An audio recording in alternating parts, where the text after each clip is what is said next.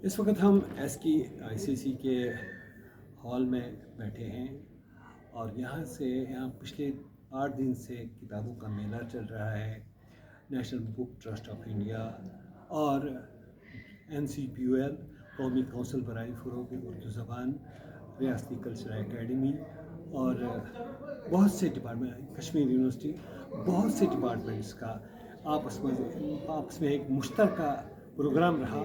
और जैसा कि हमने लोगों से बात की, यहाँ पे मुसन्निफ़ीन से बात की, शायरों से बात की, अदीबों से बात की, तो लग रहा है कि ये कामयाब प्रोग्राम रहा है। इस वक्त हमारे साथ हैं NCPUL के डायरेक्टर जनाब डॉक्टर शम्स इकबाल साहब।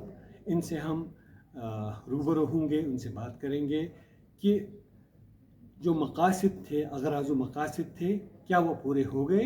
डॉक्टर साहब अस्सलाम वालेकुम। आपने अपनी बात खुद ही शुरू की कि आपने कई लोगों से बात की है, उसमें मुसन्निफ़ीन भी हैं और दीगर हजरात भी हैं, और आप ये खुद कह रहे हैं कि सब कुछ ठीक है। मेरा ख्याल ये है कि जो एफ़र्ट की गई, जिस मकसद के तहत हमने इस मेले को, इस फेस्टिवल को ऑर्गेनाइज़ किया है, उसमें हम किसी हद तक कामयाब हैं। ये किसी हद तक इसलिए हम कह रहे हैं कि इस पर नौजवान और नई नस्ल के लोगों को बढ़ चढ़ के हिस्सा लेते देखा। मुझे उम्मीद है कि अभी जो मेले में अब आज से कल तक का जो वक्फा बचा हुआ है, उस पर कुछ सीनियर हजरात भी हमें दिखाई देंगे, और अगर सब चीज़ें ठीक हैं तो मुझे लगता है कि एक हमारी जो एफ़र्ट थी उसको कामयाबी कहा जाना चाहिए। डॉक्टर साहब, मुझे आप ये बताइए कि इसका दायरा, आप आइंदा जो आने वाला वक्त है, कि आप इसका दायरा वसी से वसी तर करने जा रहे हैं। आप इसको यहाँ जम्मू और कश्मीर के तमाम अजला में ले जाएंगे और जो हमारे टाउन्स हैं वहाँ तक ले जाएंगे। देखिए, जो हमने फर्स्ट एडिशन किया था, उस फर्स्ट एडिशन के बाद इसमें हमने थोड़ा सा और इनोवेटिव किया।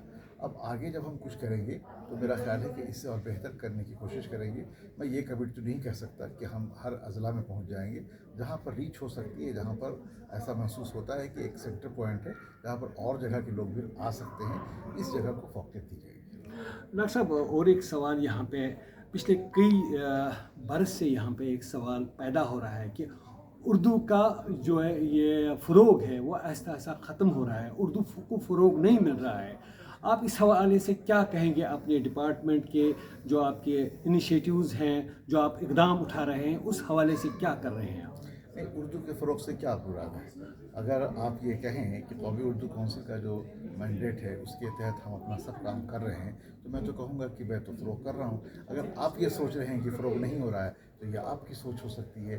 कोई स्कीम के हवाले से या किसी पर्टिकुलर के हवाले से अगर बात करें, उसको हम एक डिलिबरेटली कुछ बता सकते हैं। अदरवाइज़ मुझे लगता है कि ये सब एक मनफी सोच है जिससे इंसान को उभरना है। दरअसल मैं उस मनफी सोच की तरदीद करवाना चाहता था जो लोगों में एक बैग फैलाया जा रहा है कि उर्दू ख़त्म हो रहा है, और इस हवाले से आपसे मैं क्लियरेंस चाहता हूँ कि क्या वाकई उर्दू ज़िंदा है? उर्दू एक ज़िंदा ज़बान थी और अभी भी एक ज़िंदा ज़बान है। पिछले 75 साल से यही सुन रहे हैं, अपने पढ़ने के ज़माने से लेकर आज तक यही सुन रहे हैं कि उर्दू ख़त्म हो रही है। उर्दू एक ज़िंदा ज़बान है, जीवंत लैंग्वेज है, इसको कुछ होना जाना है नहीं, ये तरक्की करती जाएगी। ये हमारी अपनी सोच है जो हम इस तरह सोच रहे हैं। आपने भी देखा कि हम लोग बड़े हो गए यही सुनते सुनते कि उर्दू बस अब कुछ दिन की बात है।